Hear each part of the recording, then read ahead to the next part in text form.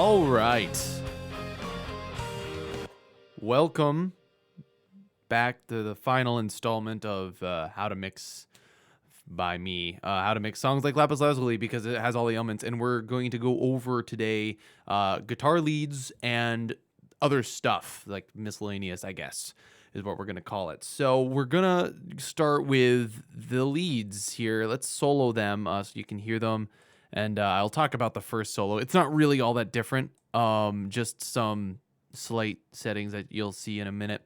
But I wanted you to hear them alone just so you can kind of get an idea.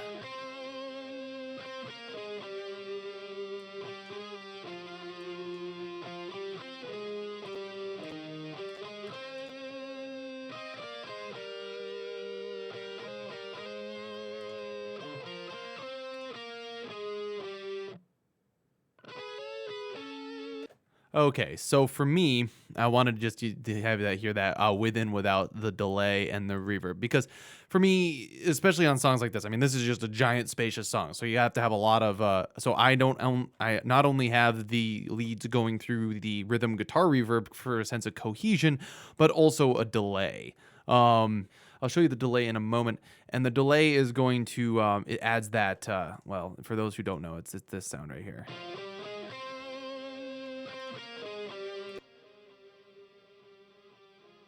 It's the echo.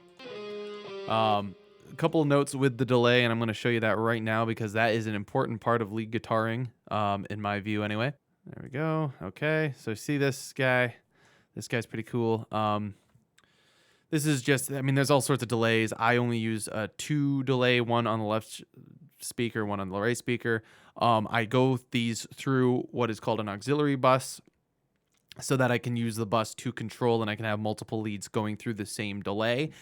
If you don't have that capability, you don't need that capability. You can just use the mix, which is, this is 100% or wet. There's two ways. There's either a mix, which is just, wet, dry, wet being the effect and dry being the source signal. And mix being, it's either going to be a wet, dry, you can have volumes so you can adjust how much straight signal you want versus how much delay you want, or it'll be a percentage thing like this. I, of course, have it at 100% because it's going to be on the bus, which means that the dry is coming through these tracks up here and the wet is going through here, so I can adjust the volume on this, as you can see right here, etc.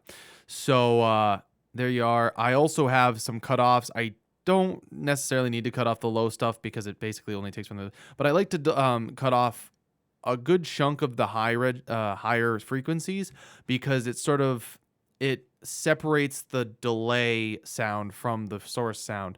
So what you get is just this muddy echo in the background, which sort of swirls around and sounds really cool.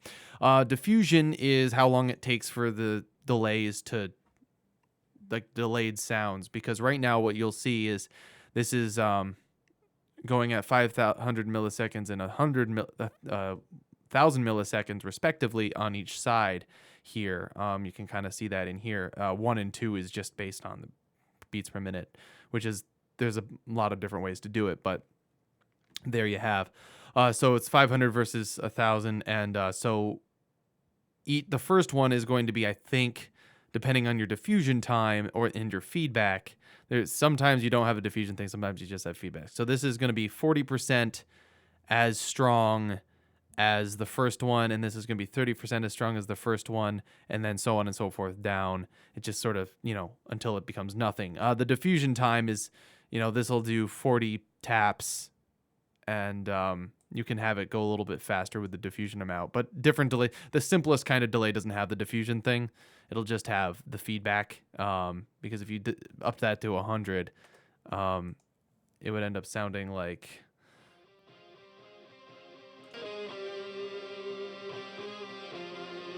Yeah, it would just sort of continue on forever, whereas if you do 40%, yeah. It's not the volume of every single one, it just dictates how fast, like, this is, again, 40% of the volume of the first one, and so on and so forth. So you can adjust that, and it just shows the strength. I don't actually know what crossfeed is. I've never touched it, and I played around with it. I will be honest, if you all want to educate me, please do. I'm always up to learn new things. That's just, delay is very important. You can also use it on vocals. I don't always. So that's one big part. The other big part is, of course, the equal EQ as it stands. And let me get that a little bigger for you. So when it comes to lead guitars, naturally the whole thing of no low end necessary is paramount. Let me turn off the EQ so you can kind of hear what this sounds like.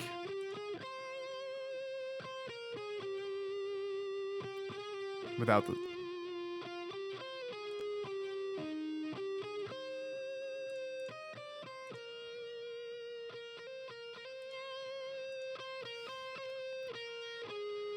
This is just an additional distortion level. Don't worry about that. I like having a little extra distortion, but I mean, to be honest with you, it depends on what kind of tone you're looking for. So what does this do? Well, the high mids right here, which is showing 4250, is basically just to cut through a little bit of the top end here. Naturally, you really don't want anything above 15K on your lead guitars, in my personal opinion, because it starts getting super in the way of a lot of the other shininess that you want up there.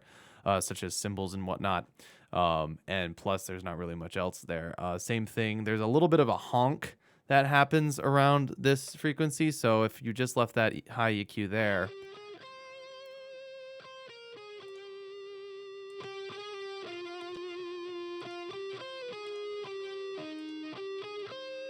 it's a little buzzy and a little nasty. Again, that's the cut. And that's just to... You don't necessarily need to do this. I just do this as a matter of habit because I feel like there's no reason for I use really around lead guitar tone for most of my stuff. And I feel like this frequency, the 200 hertz area, doesn't really add any body to guitars played pretty high up the neck.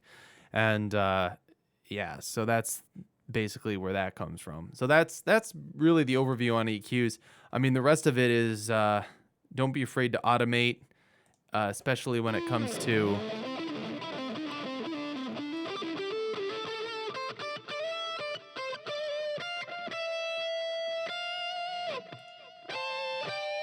see what I could have done here, and I didn't, but I probably would nowadays, is put one of the harmony and the lead inside of each other when the harmony kicks in. So don't be afraid if you're able to either make another track and do it or whatever. Everything else like that. And of course, if you want things more spacey, add more delay. But just keep in mind, if you add more delay, it'll affect. But since this is a slower solo, it sounds really cool. So that's basically it. I mean, I record from an amp. I use quite a bit of distortion. So there's one way you can do it. There is other methods for the guitar. Some people like a little less distortion. Depends on what sound you're going for, and that really speaks to what your preferences are. So I really don't like to go too deep into that. I just like to show some tips on how to make them stick out. And these EQs, as shown here, are one of the better ways to do so. Again, cutting a lot of the low end out, nothing really needed below 130 hertz, and then just a little bit of a spike at 400K. It just kind of helps it stick out in my experience, and then a little bit of a cut at 7.5 to 8K because usually the distortion in the upper level harmonics just causes some nasty noise. It's nothing huge, really. We're not talking about like or anything like that. We're just doing it a little extra here. So that's with that. Now let me go over real quick because there's only one thing left, and that's piano and pads, which I have another 5-ish minutes, so I can go over those because I don't pay attention to these as much as I probably should. But so the real big thing is and you can't see the EQ, but like destroy the middle, push some high end out of it so it's just floats over the top. For me, high end was boosting above 8K really, and then cutting above 15K. As you can see here, boost here, and there's a bit of a boost here too, but that's, again, kind of mitigated because of the way this curve works out. And cutting out the low end because, again, stuff doing this doesn't need the low end. For the piano, I just had a quick EQ there, and a little bit more high end from this guy. I did it around the 6K to get it to stick out a little bit more, especially when, you know, everything else kicks in right here.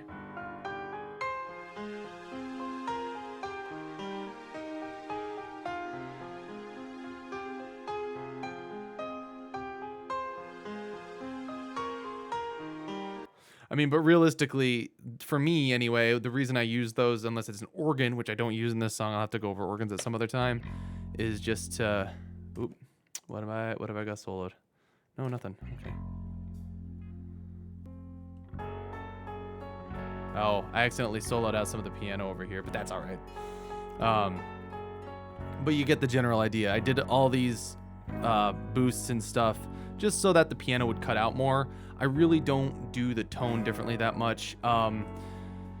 If your pad is wispy like this one, you don't need to add any additional reverb, but you can if you like. And for these keys, I put them through.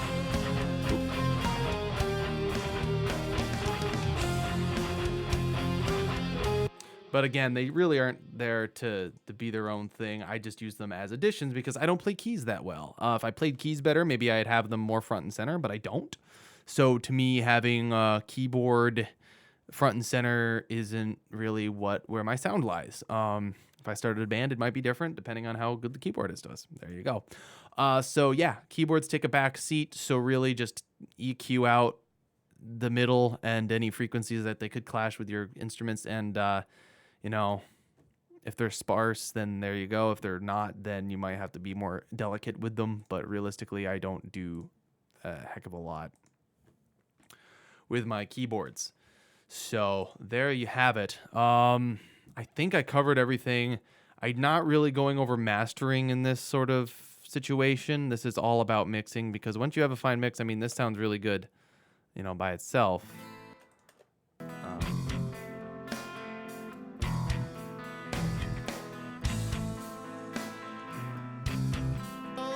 Some gems are coming to end it all. Lapis Lazuli, you found your way home finally. Lapis Lazuli, oh, but when you got there, what did you see? Now, so, you know, that sounds good, right? I mean, and for mastering, it's just really, you know, getting it up to volume, but I'll do a mastering thing and a different thing.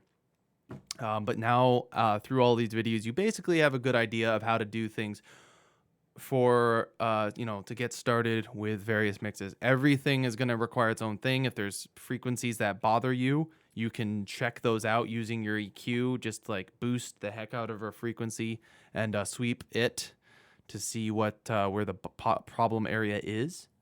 And you can, you know, sort of do that with corrective EQing. A lot of these EQs, one thing I've been getting into lately, this is just one technique. There's other techniques that don't involve as much EQ if the sounds are good. But if you feel the need to EQ because the sound isn't where you want it to be, then that's good as well. There's a lot of different aspects to mixing, a lot of different ways to get what you want. So nothing in this is really gospel. Heck, I've been sort of moving away from intensely EQing everything in favor of getting a good captured tone and just, you know, doing volumes and automation. But that's a different thing. If you don't want to use automation, this is honestly the best, some of the best ways to do it. So I'm still really proud of this mix here. And again, thanks for watching. And for those who are celebrating it, since I know when this is coming out, Merry Christmas.